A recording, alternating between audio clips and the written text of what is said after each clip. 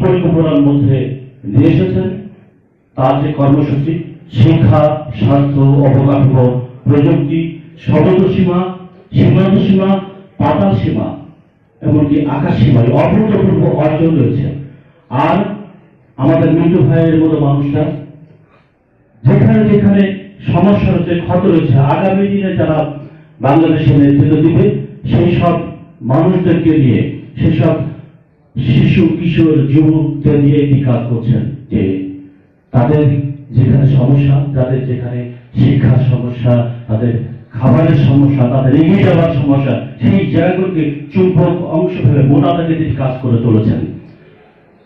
আমরা জানি যে মাননীয় প্রধানমন্ত্রী সূর্যাস্ত যতক্ষণ জেগে থাকেন ততক্ষণই তিনি বাংলাদেশের মানুষের কিভাবে আরেকটু এগিয়ে দেওয়া যায়, আরেকটু ভালো রাখতে পারে, এইভাবে কাজ করে চলেছেন। এবং তার কাজের যে স্টাইলটা পৃথিবীতে এই মুহূর্তে একেবারে নেই বলে চলে, কারণ উনি ইতিমধ্যেই মানবতার জননী, তিনি সৎ, সততা, ন্যায়ের প্রতীক।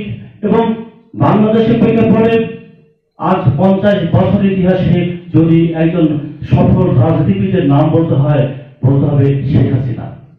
আমরা জানি এই গাঙ্গেয় উপত্যকায় যেমন মির্জাফরের জন্ম হয়েছে, রায়দুল্লাহ পরিমি চাঁদের জন্ম হয়েছে, তেমনি জন্ম হয়েছে জাতির পিতার মতো একজন মহামানবের। এবং এই জায়গায় আমরা দেখেছি এই বাংলার স্বাধীনতার জন্য একের পর এক সংগ্রাম, একের পর এক আত্মাহুতি, একের পর জীবন দিতে হয়েছে।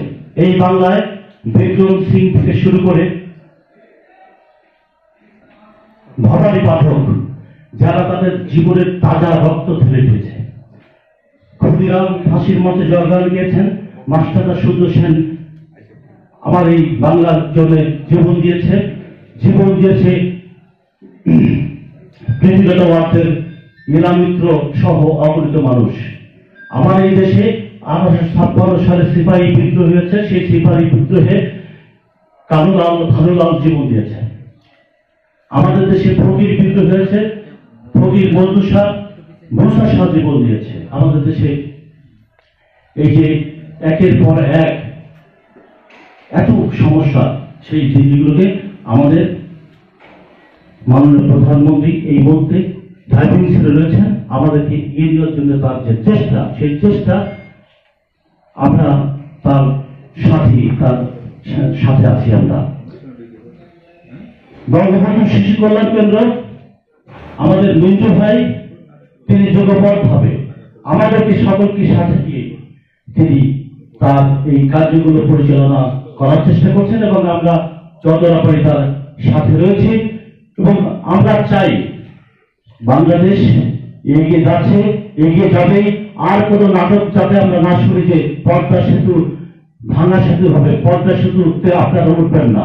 আজকে আপনাদের লজ্জা হওয়া উচিত যে যখন আপনারা বলেছিলেন আওয়ামী লীগ পদ্মা সেতু করতে পারবে না, যখন পদ্মা সেতু করবে বিএনপি এখন কোন মুখে করুন? আপনারা দেখেছেন যে আমাদের এই দেশে ভাস্কর্য ভাঙচুর হয়েছে, জাতির পিতার ভাস্কর্য।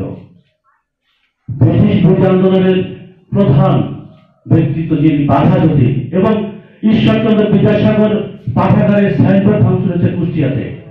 এসব কিসের কথা? আজকে বাংলাদেশে এমন কি হয়ে গেল যে ভাস্কর্য ভাঙচুরের মতো ঘটনা ঘটাতে হবে? কি হলো? যেখানে আমি তো মনে করি আগামী 10 বছর বাংলাদেশের এইভাবে অগ্রযাত্রা যদি থাকে, আর কোনো কাজই বাদ থাকবে না। কি সুযোগে বিরোধী দল, কি বন্য মানুষ আসবে যে আমরা রাস্তা করবো, শিক্ষা, সবকিছুই বিদেশে যেমন আজকে আর কোনো কাজ বাদ থাকে না, শুধু রিপেয়ারিং কাজ বাদ থাকে। তো বাংলাদেশের এই অগ্রযাত্রা 10 বছরের মধ্যে আর কোনো কাজই বাড়ি থাকবে না।